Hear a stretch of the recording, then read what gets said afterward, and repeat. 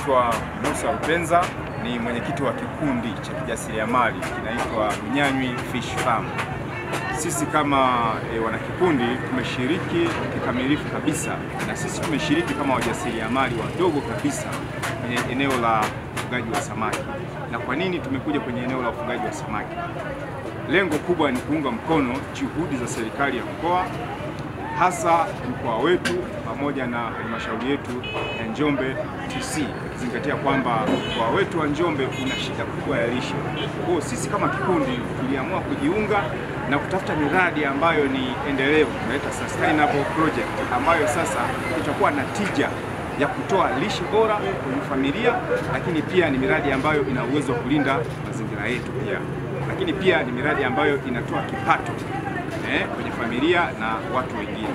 Na kwenye maonyesho haya sisi kama kikundi tumenufaika. Kwanza tumepata wadau wengi sana wenye uhitaji wa kufanya uwekezaji wa ufugaji wa samaki, kwa sababu elimu yetu kubwa kwenye maonyesho haya au kwenye shughuli hii ilikuwa kwanza ni kuwapa elimu vijana, wanawake na watu wengine kwamba ili tuweze kukabiliana na tatizo la lishe kwenye mkoa wetu lazima tuhakikishe tunawekeza kwenye mazao mchanganyiko. Na tumeona shida iliyokuwepo kwamba watu wengi wanashindwa kuwekeza kwenye vyakula aina ya wanyama, hasa mifugo. Wanawekeza kwenye vyakula vingi vya wanga. Sisi kama kikundi cha Runyanywi Fish Farm tumepata wadau wengi ambao sasa wanapenda sana kufuga, na sisi kama kikundi pia tumeweza kupata mafunzo kwa ajili ya kupata vifaranga bora, lakini kutoa elimu nzima, mnyororo mzima wa ufugaji wa samaki.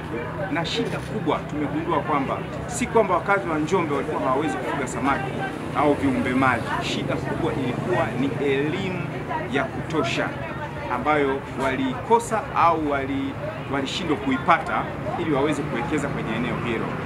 Sasa kushindwa kuwekeza kwenye eneo hilo la uwekezaji wa mazao ya protini ulipelekea tatizo kubwa la lishe au la udumavu au utapiamlo kwenye jamii zetu.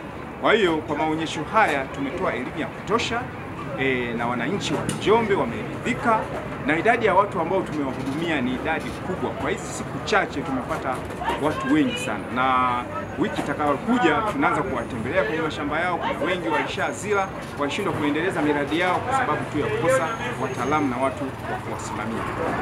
Tunashukuru sana kwa ushirikiano ambao viongozi wa halmashauri wametuonyesha sisi kama kikundi kwa siku zote. Tumefurahi sana, tumepata ari mpya na nguvu mpya kuhakikisha kwamba tunapambana ili tuweze kuboresha mkoa wetu, kuboresha halmashauri yetu katika eneo zima, na kuboresha lishe kwenye familia, pia kuongeza kipato na kulinda mazingira.